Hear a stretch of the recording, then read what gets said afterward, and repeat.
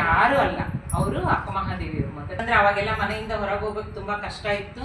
ಅವಾಗ್ಲೇನೆ ತಾನು ರಾಣಿ ಆದ್ರೂ ಕೂಡ, ರಾಜನ ಮಡದಿ ಆಗಿರ್ತಾಳೆ ಆದ್ರೂ ಕೂಡ ಅಲ್ಲಿಂದ ಹೊರಟು ಅನುಭವ ಮಂಟಪಕ್ಕೆ ಬಂದು, ಅನುಭವ ಮಂಟಪದಲ್ಲಿ ಗುರುಗಳು ಎಷ್ಟೊಂದು ಅವ್ರನ್ನ ಪ್ರಶ್ನೆ ಮಾಡಿ, ಅಂದ್ರೆ ಜಗತ್ತಿಗೆ ತೋರ್ಸೋದಕ್ಕೆ ಎಷ್ಟು ಶುದ್ಧಳು, ಎಷ್ಟು ಭಗವಂತನ ಮೆಚ್ಕೊಳ್ತಾಳೆ ಅಂತ ತೋರ್ಸೋದಕ್ಕೋಸ್ಕರ ಪ್ರಶ್ನೆಗಳಿದ್ದೇಳುತ್ತೆ. ಅದನ್ನೆಲ್ಲ ಜಯಿಸ್ಬಿಟ್ಟು ಕೊನೆಗೆ ಶ್ರೀಶೈಲದಲ್ಲಿ ಹೋಗ್ಬಿಟ್ಟು ಲೀನ ಆಗ್ತಾರೆ. ಅವರಲ್ಲಿ ಎಲ್ಲ ಅನುಭವ ಮಂಟಪ ಯಾವಾಗ ಎಲ್ಲ ಕೊಲ್ಯಾಪ್ಸ್ ಆಗುತ್ತೆ, ಅವರು ಅಲ್ಲಿಗೆ ಹೋಗಿ ಜನಗಳ ದಂಗೆ ಇದ್ದಾಗ ಒಬ್ಬೊಬ್ಬರು ಒಂದೊಂದು ಕಡೆ ಹೋಗ್ತಾರೆ.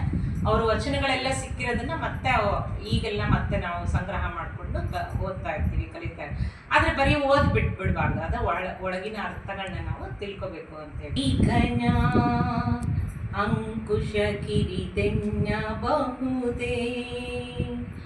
ಭಾರತಯ್ಯ ಭಾರತಯ್ಯ ಗಿರಿಘನ ವಜ್ರ ಕಿರಿದೆನ್ನಬಹುದೇ ಗಿರಿಘನ ವಜ್ರ ಕಿರಿದೆನ್ನಬಹುದೇ ಭಾರತಯ್ಯ ಭಾರತಯ್ಯ ಕರಿಘನ ಅಂಕುಶ ಕಿರಿದೆನ್ನಬಹುದೇ ಭಾರತಯ್ಯ ಭಾರತಯ್ಯ ತಮಂಧಘನ ಜ್ಯೋತಿ ಕಿರಿದೆನ್ನಬಹುದೇ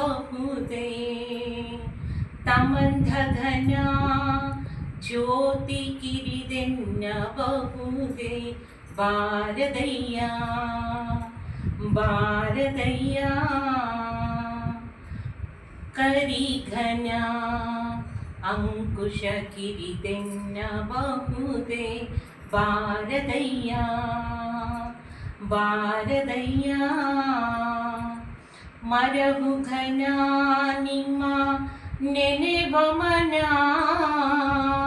ಮರಹುಘನ ನಿಮ್ಮ ನೆನೆವ ಮನ ಕಿರಿದೆನ್ನಬಹುದೇ ಕಿರಿದೆನ್ನಬಹುದೇ ಭಾರತಯ್ಯ ಭಾರತಯ್ಯ ಕೂಡಲ ಸಂಗಮ ದೇವಯ್ಯ ಕೂಡಲ ಸಂಗಮ ದೇವಯ್ಯ ಕರಿಘನ ಅಂಕುಶ ಕಿರಿದೆನ್ನಬಹುದೇ ಭಾರತಯ್ಯ ಭಾರತಯ್ಯ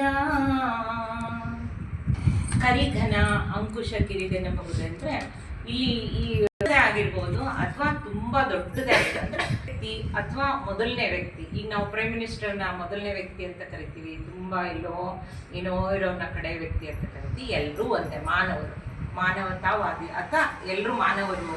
ಅಥವಾ ಸಣ್ಣದು ಒಂದು ಇರುವೆಗೂ ಇರುವೆಗಿರ್ಬೇಕಾದ ಬೆಲೆ ಇರುವೆಗಿರುತ್ತೆ, ಆನೆಗಿರ್ಬೇಕಾದ ಬೆಲೆ ಆನೆಗಿರುತ್ತೆ. ಹಂಗೆ ಎಲ್ಲದನ್ನು ಸಮಾನವಾಗಿ ನೋಡ್ಬೇಕು ಅಂತ, ಯಾವುದನ್ನು ಚಿಕ್ಕದು ಅಂತ. ಕರಿ ಅಂದ್ರೆ ಆನೆ ಅಂತ. ಕರಿಘನ ಅಂಕುಶ ಕಿರಿದೆನ್ನಬಹುದೇ, ಅಷ್ಟು ದೊಡ್ಡ ಆನೆನ ಅಂಕುಶ ಚಿಕ್ಕದ, ಇಷ್ಟೇ ಸಣ್ಣ ಮೊಳೆ ಇರುತ್ತೆ, ಅದು ಕಂಟ್ರೋಲ್ ಮಾಡ್ತಿರುತ್ತೆ. ಅದನ್ನ ಅಂದ್ರೆ ನಾವು ಅಂಕುಶನ ಕಡೆಗಾಣಿಸ್ಬಾರ್ದು. ಅಷ್ಟು ದೊಡ್ಡ ಆನೆನ ಕಂಟ್ರೋಲ್ ಮಾಡೋದು ಅದು ಒಂದೇ ಚಿಕ್ಕ ಅಂಕುಶ. ಅದಿಲ್ಲದೆ ಇದ್ರೆ ಮಾವುತನಿಗೆ ಏನು ಮಾಡೋಕ್ಕಾಗಲ್ಲ ಆನೆನ. ಆ ಥರ ಅದನ್ನ ಗಿರಿಘನ ವಜ್ರ ಕಿರಿದೆನ್ನಬಹುದೇ. ಗಿರಿ ಅಂದ್ರೆ ದೊಡ್ಡ ಬೆಟ್ಟ, ಬೆಟ್ಟನ ಕೊರೆಯೋಕೆ ವಜ್ರನೇ ಬೇಕು, ಅಂದ್ರೆ ಅಷ್ಟು ಪವರ್ಫುಲ್ ಆಗಿರುವಂತ ಮಿಷಿನ್ಸ್ ಬೇಕು.